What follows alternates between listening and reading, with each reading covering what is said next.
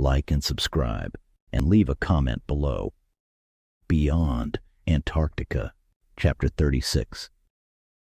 The ground trembled slightly as Todd's voice cut through the early morning haze. "John, you need to get out here and see this," Todd called.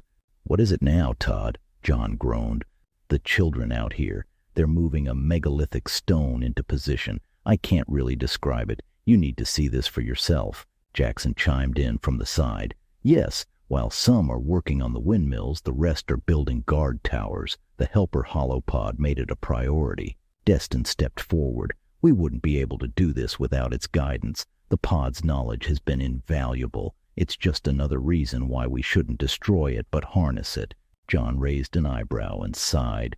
"All right, I'll take a look." With a heavy breath, he moseyed towards the door, with his curiosity getting the better of him. As John stepped outside, the sight before him stopped him in his tracks. A couple hundred children were swarming around a massive stone, at least 60 feet long and 20 feet wide, moving it inch by inch with surprising efficiency. "Wow." John leaned back into the doorframe, calling out to the crew inside. "You all need to come out here and see this. It's unbelievable." The crew, leaving the teens inside to debate the fate of the pod, hurried out. There they stopped and stood stunned by the scene in front of them. A thick cloud of dust swirled around the children, their movements like a choreographed dance. "Is that just wooden posts they're using?" Kim asked, blinking through the dust. "How in the hell are they moving that thing?" Bob murmured, his eyes wide with disbelief.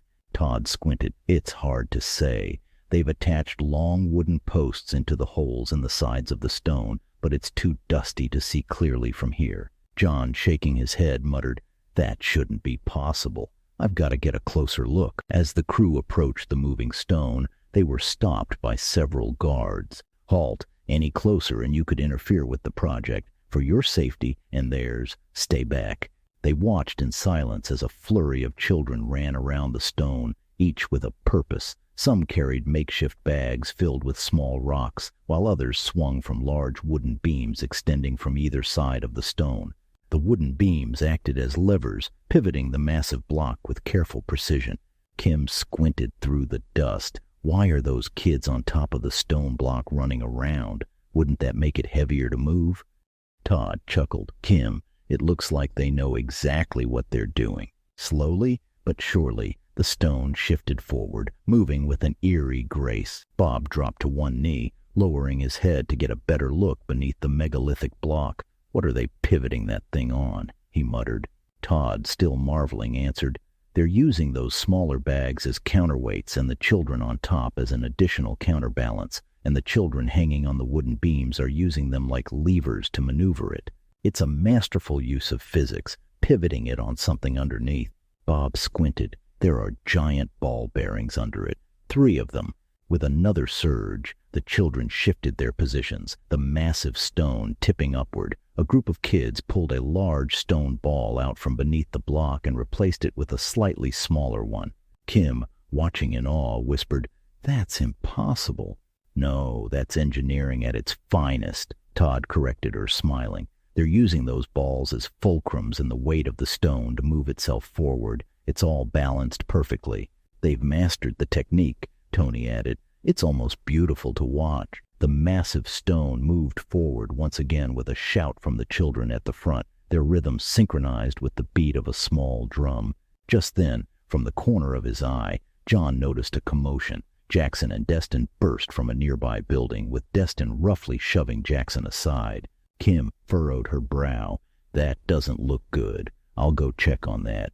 John grabbed her arm firmly. "No, you'll stay by my side and we'll all go together." Kim huffed but stayed close to her father as they moved toward the escalating argument. Todd, still marveling at the scene, barely had time to process what was going on before John's shouts echoed across the gathering. "What seems to be the problem here?" he called out, as Bob, moving swiftly, stepped in between Jackson and Destin, with his massive frame cutting the tension like a blade. Jackson, still trying to maintain his composure, explained, "We voted to put the pod in storage until we could talk with the rest of the survivors. We need to get a consensus on what everyone wants to do, but Destin here doesn't agree. He took the pod, claiming it's meant to be used right now. Destin's face twisted with rage. "I've had enough of these strangers telling us how we should live." His voice boomed out, projecting to the crowd now gathering around them. "We are not here to be their slaves, trading one master for another, just hidden under a different cloak." Jackson, refusing to back down, raised his hands. "No one is a slave. We are all equals. We're building a society where everyone will have a voice, where all are equal under the same sky." But Destin screamed again. "Enough of your lies. They lied to us for years, and now they plan to do it again. They want to enslave you all for their personal gain. They want to live like gods while you work yourselves to death." Destin pointed toward Jackson with venom in his voice. "They push away the old ways, refuse the advice of the helper pod, the knowledge we need to survive. How can you trust them when they reject the only thing that can save us?" The crowd murmured, split in their loyalties. Jackson raised his voice, trying to reason with them. "That's not true. We plan on including everyone. We will create a new culture together, one that is free from the mistakes of the past." But Destin shouted back, with his charisma overpowering Jackson's logic. "Lies. It was lies then, and it will be lies again. You cannot trust proven liars. They were the reason you were enslaved before. Join me, and we will build a real sanctuary for everyone, and we will leave them to their deceitful ways, using the pod's guidance for survival." He held the holopod high in the air, like a trophy, with his voice ringing out. "Who wishes to join me? We will live among the giants for safety, not in the clouds like cowards, but in the green valleys below, free to live as you please." The crowd erupted in cheers, with noticeable excitement bubbling through the group as Destin turned and began to walk away, with nearly half of the children following him in a great wave. Jackson shouted after them, "We will be equals. There will be no slavery, and your lives will be your own." But his words fell flat, with most of the crowd already lost to Destin's charisma. John, watching from the sidelines, turned to Kim with a grim expression. "Jackson just doesn't have the charisma to lead. Destin just stole his whole speech, offering nothing different other than the pod, but made Jackson look like a fool in front of the others." Kim, frustrated, said, "But they should be working together." John shook his head. "We can't force them, Kim. They have to figure this out for themselves." Todd stepped in. "It's probably better this way. Let them split into two like-minded groups." Kim looked at them all, her eyes narrowing. "Do I have to remind you of the book Lord of the Flies and how that turned out?" Tony turned with a dead serious expression on his face. "Ouch! Do you really think it could get that bad?" Kim looked at the faces of the crew, one by one, and said, "We need to do something," as John placed a firm hand on her shoulder. "Kim, I think we're past the point of stopping it. I fear this was inevitable." Bob chimed in, nodding. "I agree. Too many are set in the old ways, and the others will be disgusted by going back to them. This split, it was bound to happen." John crossed his arms. "Yeah, they have been brainwashed and conditioned for too long. They don't know anything else, and many are not willing to learn new ways." John stepped forward, scanning the scene as the dust began to settle and the two factions drifted apart. "What I fear," he began, "is that the majority of the security forces seem to be siding with Destin, and the old mining force, they look split right down the middle on who to follow." Bob, standing beside him, let out a grunt. "That's 3-1, John. If Destin decides to come back and make things difficult, that gives them most of the shock clubs, not to mention outnumbering Jackson the way they do. It won't end well." "Why do you think he'd come back?" John asked. Bob shifted uncomfortably. "I don't know, really. Maybe he won't. But Kim mentioned Lord of the Flies, and that sent my mind racing. If things go bad over there, and it seems like they could, they might come back, for many reasons. And not all are friendly, in fact. Most reasons I can come up with seem to be bad.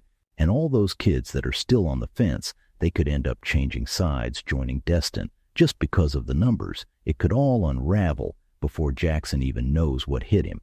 In the distance, Destin's voice echoed over the landscape, full of confidence. "Grab what you came with. A new future awaits us just over the horizon." His voice was met with cheers, with his followers moving behind him away from the makeshift sanctuary city. Jackson stood at the gates watching his people leave. "Let them go," he ordered to the guards. "Seal the gates behind them. Soon enough, they'll see their mistake.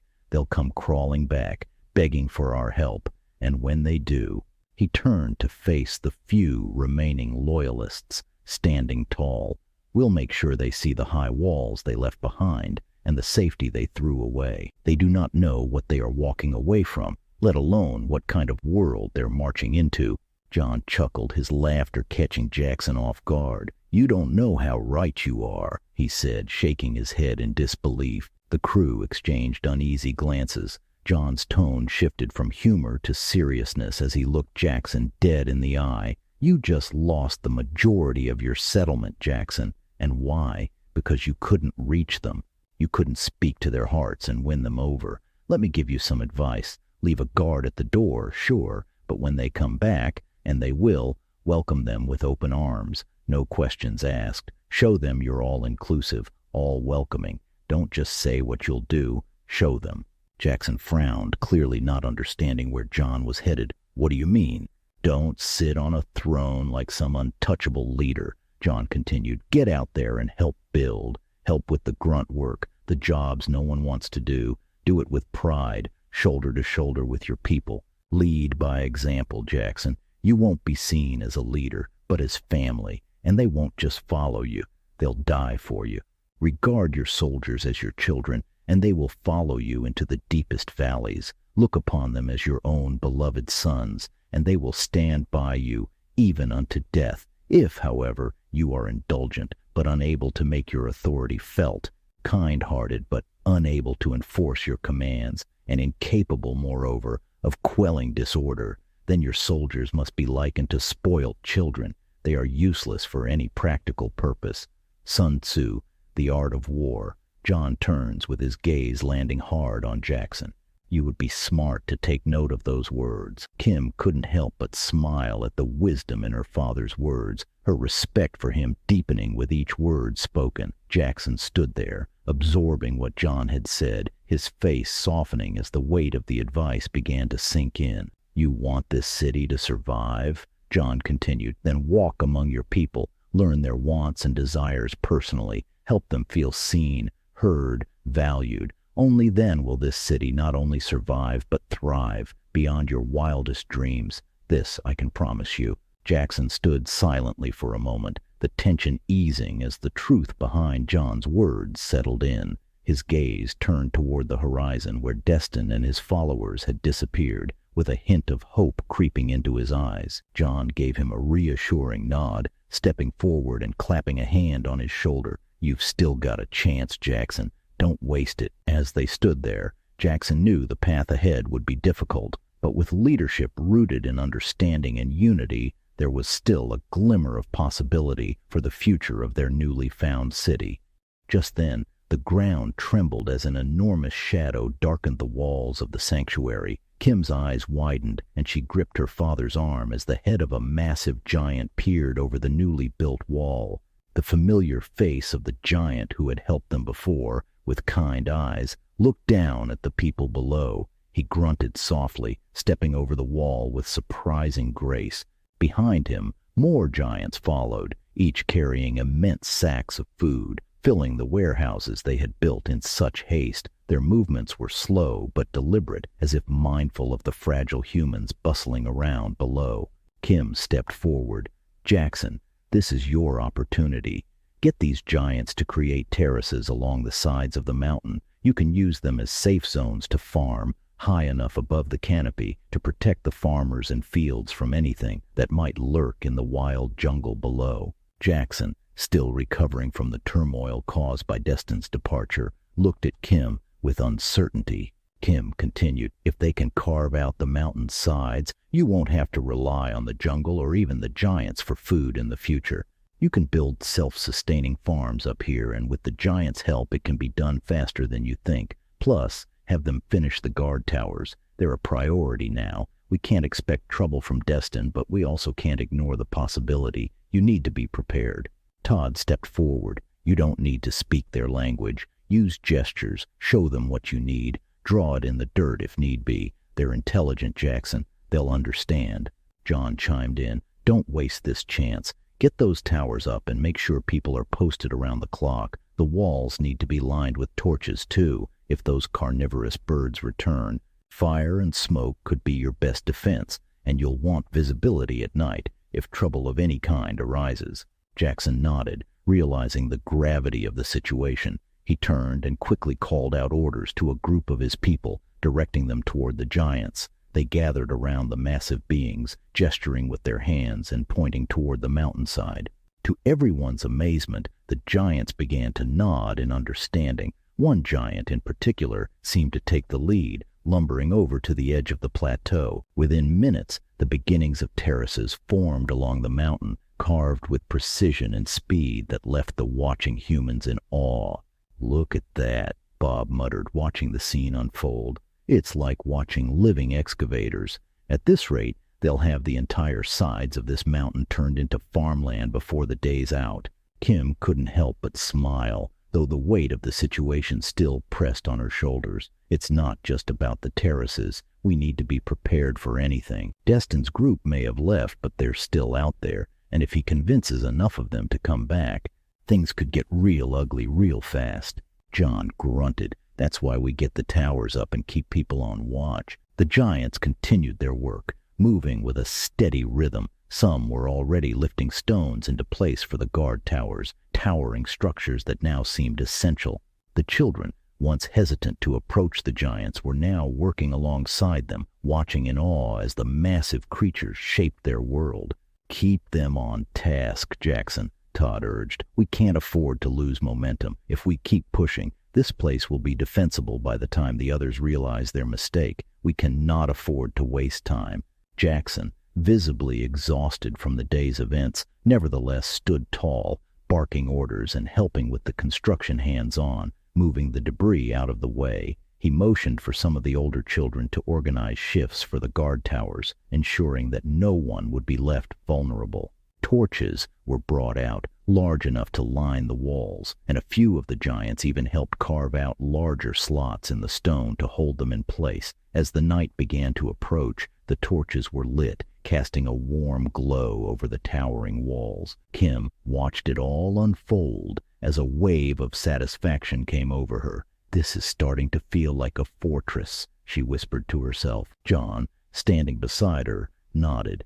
"That's the idea, love. We're building a sanctuary." The wind picked up as the last of the terraces were completed, the final stones of the guard towers being set in place. The giants, their work done for now, stepped back and surveyed what they had accomplished. One of the giants looked down at Jackson and gave a slow nod, as if acknowledging the partnership that had formed between them. The scene felt surreal. Giants and humans working together to build a future that was still uncertain. But as the final stones were placed and the torches blazed in the growing dusk, there was a quiet determination that settled over the city. They weren't out of the woods yet, but for now, their future seemed a little brighter. The night had settled over the newly fortified city like a heavy blanket, its quiet only interrupted by the crackling of torches lining the walls and the faint shuffle of the giants finishing their tasks. John stretched his arms, letting out a breath as the weight of the day finally seemed to ease, if only for a moment. But then, piercing the still of the night, a child's scream could be heard. Kim's head snapped to the sound instinctively, her eyes searching the dimly lit walls. Panic flashed across her face as she spotted two small girls, no older than 10, huddled together near one of the burning torches. Their knees were drawn to their chests and their little arms flailed above their heads in terror. The flickering light of the torch cast wild shadows across their faces, distorting their expressions of fear. And then Kim saw it, a dark shape swooping low, diving past the girls with a menacing speed. "The children," Kim screamed, pointing to the girls. "Up there!" Tony yanked the shotgun from his back and shouted, "Get down!" As he leveled his sights, ready to fire, the girls obeyed without question, dropping flat against the stone wall. The shape circled back, but it wasn't alone this time. The light from the torches seemed to draw more of them, winged shadows, large and swift, buzzing through the air like living bullets. "What the hell are those?" Tony muttered, lowering the shotgun slightly, as more shapes darted through the torchlight. They weren't birds. They weren't bats. They moved too quickly, too erratically. Then a loud, sizzling sound filled the air. The torch next to the girls flickered violently, then went out in a shower of sparks. John squinted at the dark shapes darting across the perimeter of the walls. Insects. He growled, realizing the threat. Big ones, drawn to the light. Everyone, stay off the walls. Kim's heart raced as she moved closer to her dad. "What do we do?" she asked, looking at her father. "John," Bob's voice boomed from atop the nearest guard tower, "I think they're sticking to the torches on the walls. They're not coming into the compound itself, just staying along the perimeter, next to the bright light." "They're attracted to the flames," Todd called out. "As long as we stay inside, we should be safe." Kim watched as more of the large insects swarmed the flames, their bodies sizzling as they collided with the heat. It was clear now, these creatures weren't coming for them. They were drawn to the light, and every time one of them dove into a torch, the flame sputtered dangerously. "Dad, we need more people on the guard towers," Kim shouted. "We will be forced to rely on their eyes and ears if we lose the light." John nodded. "Everyone off the walls. Focus on the guard towers, keep your distance, and stay alert. We don't need anyone else getting hurt." The giants, who had been watching from the distance, began to move. One of the giants moved swiftly, grabbing a torch mounted on the wall and jamming it forcefully into the dirt, extinguishing the flame in a cloud of smoke. The other giants, seeing the urgency, began frantically waving to the children, motioning for them to move away from the walls. Kim was in awe. "They're trying to protect us," she shouts out. "They're smarter than we give them credit for," Todd said, wiping sweat from his brow. John's voice echoed across the compound. "Everyone, gather near the center. Keep clear of the walls. Let the giants handle the perimeter." As one of the towering figures snatched another torch, lifting it high above his head before slamming it into the ground. Sparks exploded from the impact, lighting up the night for a brief moment, drawing the attention of the deadly swarm. The insects shifted their focus, their buzzing growing deafening as they zeroed in on the lone giant, desperately trying to put the sparking torch out. The massive creature spun wildly, trying to shake off the onslaught as he drops the torch, stomping on it, with one last desperate attempt to put it out. But it was too late, as the swarm engulfed him entirely. His once towering figure, once bold and defined in the pale light, had now faded into a mere shadow, a blur against the dark night. The sparks on the ground beneath him had vanished, leaving only a haunting silhouette. The sound of his pained scream pierced the night, only to be cut short. The remaining giants and humans watched in horror as the swarm dissipated, leaving behind nothing but his skeletal remains, frozen in a pose of terror. His colossal bones crashed to the ground in a cascade of white fragments, with the echo of his final moments still reverberating off the walls of Sanctuary. John swiftly barked out orders. "Put out every fire, now! Anyone not on tower duty, get inside the makeshift shelters." He shot a glance at Jackson with his expression deadly serious. Todd walked up with a sly grin on his face as he held a spear with a 2-foot insect skewered on the end. The creature twitched faintly, its jagged wings catching the light before it went limp. "You don't want to get bitten by one of these," he said, tossing it to the ground with a thud. John eyed the grotesque thing, with its sharp mandibles gleaming in the dim light. "Yeah," he muttered, "it's clear. Nightfall means we hunker down inside. We're not risking another swarm like that." His gaze swept over the crew, each face mirroring the harsh realization that nightfall brought new dangers they were far from prepared to face. Kim couldn't help but voice what they were all thinking. If we have it this bad inside Sanctuary, how much worse must Destin's group be faring out there in the wild? Her words hung heavy in the air as the group exchanged uneasy glances, their eyes drifting into the darkness beyond the walls. The vast unknown stretched before them, filled with predators and uncertainties, leaving them all to wonder what fate awaited those who had chosen a different path. This is not goodbye, nor the end. Until the story continues, my friends. B.N.Rocker.